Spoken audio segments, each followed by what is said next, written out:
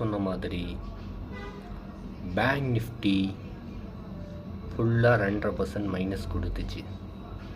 So நீங்கள் ஒரு 2500 invest பண்ணியிருந்தாலும் உங்களோட அமௌண்ட்டு 12,000 ரூபாய் கிடச்சிருக்கும். இது வந்து ஒரு லாட்டுக்கு நீங்கள் 10 லாட்டு போட்டிருந்தீங்கன்னா கூட இன்றைக்கி வந்து பார்த்திங்கன்னா ஒரு 1.5 லட்சம் பக்கமாக உங்களுக்கு ப்ராஃபிட் கிடச்சிருக்கும். ஸோ இதுதான் ஷேர் மார்க்கெட்டோட பவர். நீங்கள் மாதம் வந்து வேலை செஞ்சு கஷ்டப்படுற ஒரு 15,000 இல்லை 30,000 ஏன் 50,000 இருக்குது. அந்த சம்பளத்தையெல்லாம் ஒரே நாளில் எடுத்து கொடுக்கறது இந்த ஷேர் மார்க்கெட்.